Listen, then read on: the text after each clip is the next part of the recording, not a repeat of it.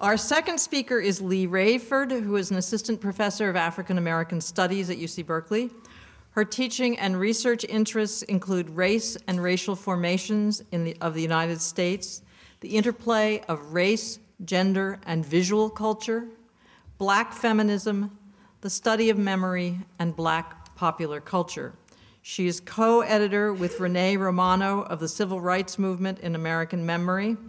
Her most recent project is entitled Imprisoned in the Luminous Glare, Photography and the African American Freedom Struggle, which is due out this year from the University of North Carolina Press. So Leigh.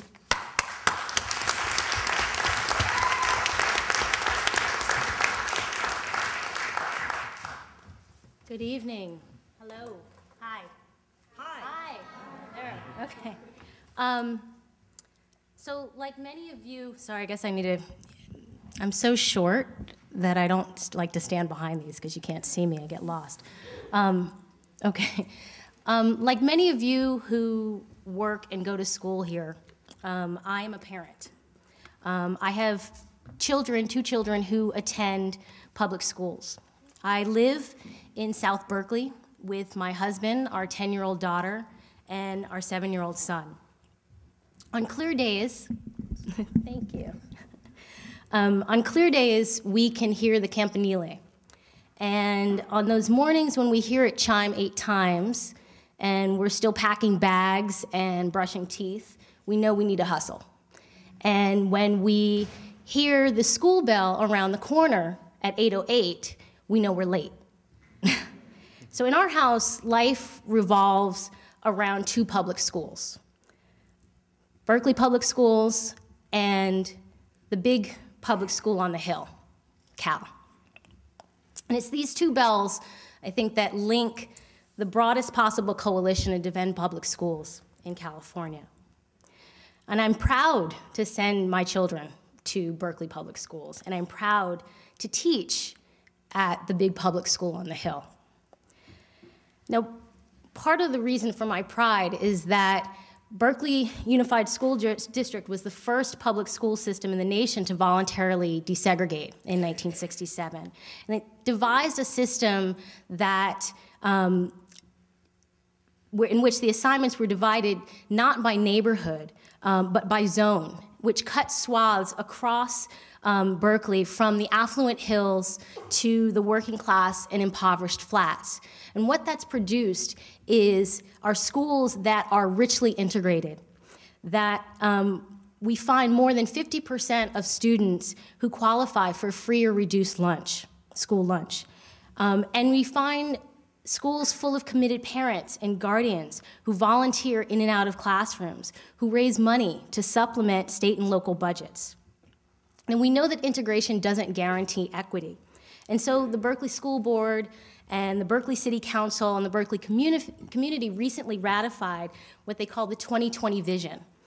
And this program is committed to eliminating the achievement gap for all kids who entered Berkeley Public Schools in 2007, which is the year that my son entered kindergarten, eliminating the achievement gap by the time they graduate from Berkeley High School in 2020. And we know that good schools take resources. And so Berkeley voters have consistently, since 1986, voted in favor of raising local taxes for the benefit of its schools. The Berkeley Schools Excellence Project, through Measure A and Measure B, are direct community responses to Prop 13. Now, Berkeley Public Schools are probably in a better position than many, if not most, schools in the state, and certainly better off than neighboring Oakland, Oakland Unified. As we've heard, California has dropped from number 1 to 46th in per pupil spending. We graduate far fewer students from high school. We choose instead to send our youth to prison rather than to college. And indeed, Oakland Unified School District will be conducting a coordinated district-wide strike, fire drill, excuse me, I'm not supposed to strike, fire drill tomorrow morning at 9:15, which is meant to symbolize the state of emergency afflicting public education, yeah. So I'm marching tomorrow because we are in dire straits.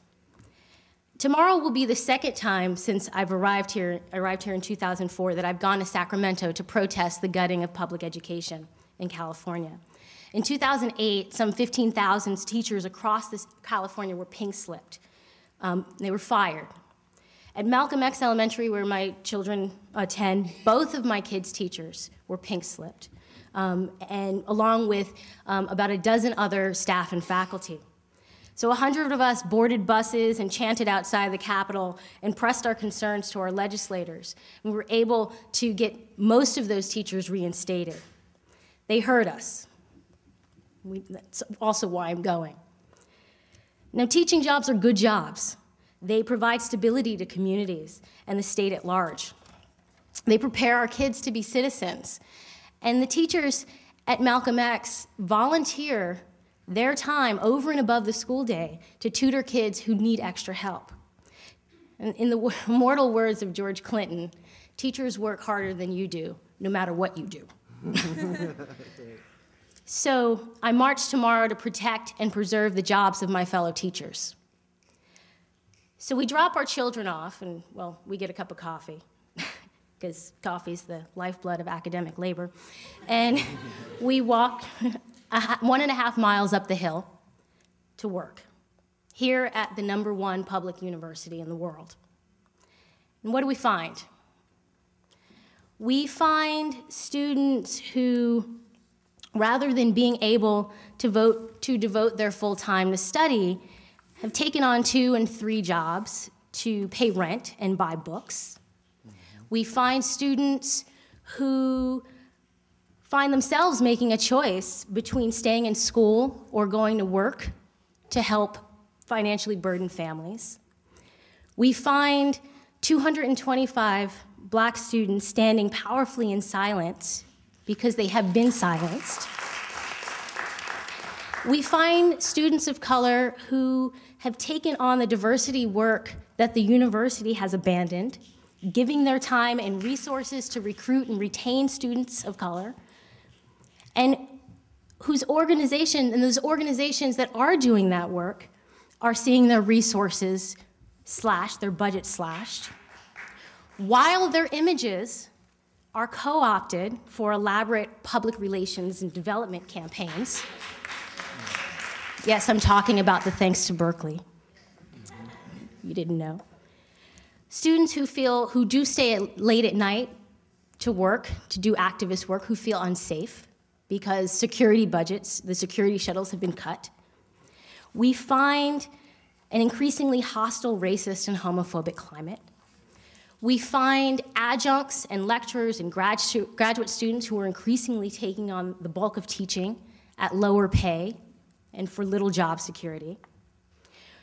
We come to work and we watch our students arrested and beaten for defending the quality of their own education, for taking up the fight that the administrators are frankly too frightened to.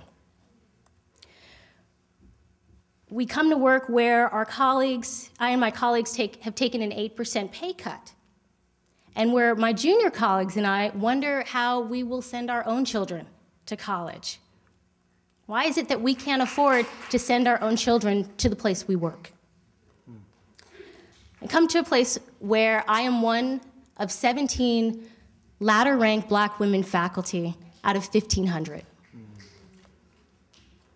We come to a campus that is increasingly dirtier and more broken because so many staff have been fired, yet money exists to construct new buildings. In effect, we come to a campus that is increasingly casualized, corporatized, and militarized. Now, the state budget is very real, and to imagine that solutions lie in corporate welfare rather than social welfare, and incarceration rather than education, and valuing property over children is misguided and immoral. And I march because we need a fundamental correction of our priorities. It's delusional.